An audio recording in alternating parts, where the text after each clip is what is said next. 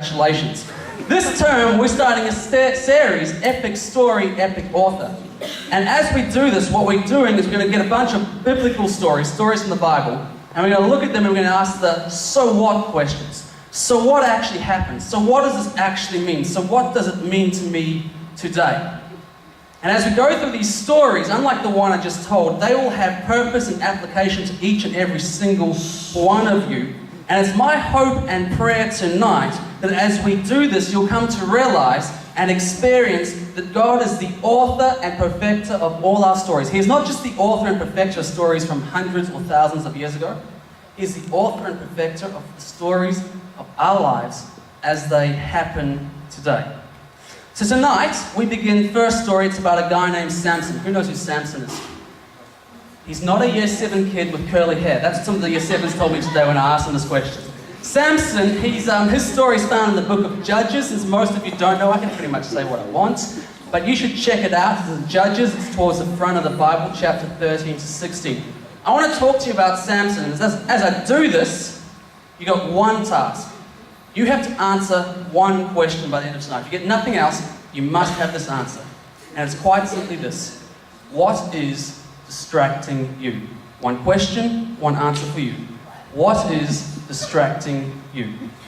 What is distracting you? Everyone go, what's the question for tonight?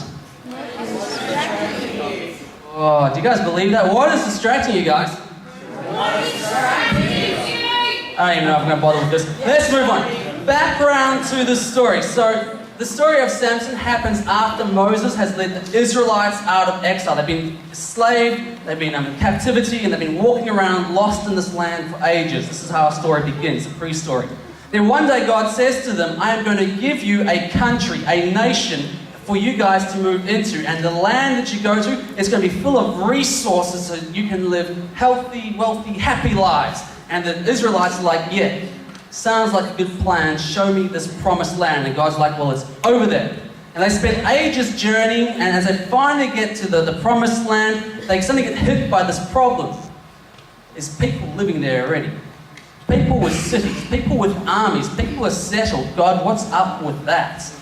And so God says to them, don't worry. This land I have promised you. This land I will give you, and this is what you have to do. Trust me, go into the land and conquer all the people, and you will be able to set up for yourself your own cities, and you'll be able to basically feed yourselves from the land, and the land will look after you.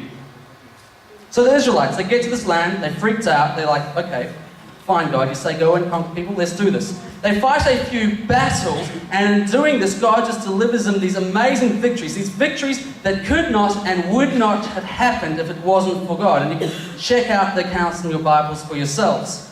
This goes on, and they're doing really well, and all of a sudden the Israelites go, kind of had enough fighting. Kind of like it here. Don't really want to finish killing all the people that were here before us. Let's just live and be happy. So they settled. They were given one instruction. Go in and conquer all the people. They decided, had enough, happy. They got distracted. They got distracted by their comfort, and they didn't do what they were told. What's distracting you? We've got to go through. Finally get to the story of Samson. The Israelites have been living in the promised land that they didn't conquer for ages now. And for about 40 years, a small people group had risen up, named the Philistines, and they had conquered the Israelites, and they were oppressing them. And Samson comes along at this time, and this is how his story goes. One day there was a lady. There's a lady, she's walking along, and an angel, kind of freaky stuff, an angel comes to her and says, hey lady, guess what? You're going to have a son. Not startling news. The lady's like, oh, sounds good. And the angel then says, I want you to make sure that while you're pregnant, that you do not drink wine. Do not have alcohol while you're pregnant. Medicine tells us now, that was probably a good plan. So the lady stops drinking, and the angel says a couple of other things. Your son, when he is born, don't ever cut his hair. Let no razor or scissors touch his hair. Weird instruction. Lady's like, okay, I got that. And then the angel says to the lady, finally, your son, God is going to use him to free the Israelites from the Philistines. God is going to use your son to conquer everyone. So the lady, having heard this news from the angel, goes home to her husband and is like, hey honey, guess what? We're going to have a son. Our son's going to conquer all the Philistines. Husband's like, excellent, I know what to do. And they did this little dance that married couples do. It's a good dance, but wait until you're married. Anyway, a little while later, Samson is popped out and he sort of goes through life, and the couple does everything the angel said. They never cut his hair, they never shaved his legs or anything else that guys do. No, didn't wax his chest, just let all the hair grow free. They remembered the promises that had been received to them, and Samson kept growing and growing. But they looked at him and there was just nothing special about the kid. They're like, what's up with this? But they continued to obey. And one day Samson was out walking, as you do when you don't have cars. He was out walking and he spotted a lady. He was like, wowzer, she's hot. And so he went back to his parents and said, I want you to arrange a marriage with that beautiful Philistine woman from Talmah so that I can have her as my wife. The parents are like, what? You want to marry a Philistine? What is wrong with all the Israelite ladies? What is wrong with all our relatives? Apparently they married their relatives, that's weird.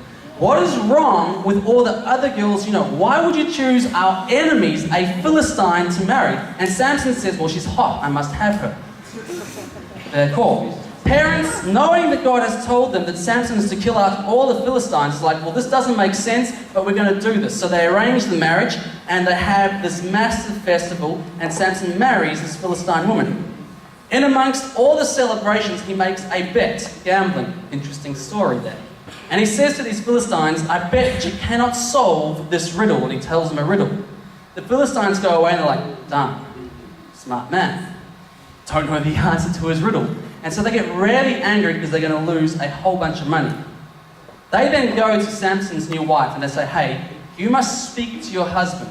You must find the answer to his question and tell us. Otherwise, we'll be embarrassed. So Samson's new wife goes to him, and they had their first fight as a married couple.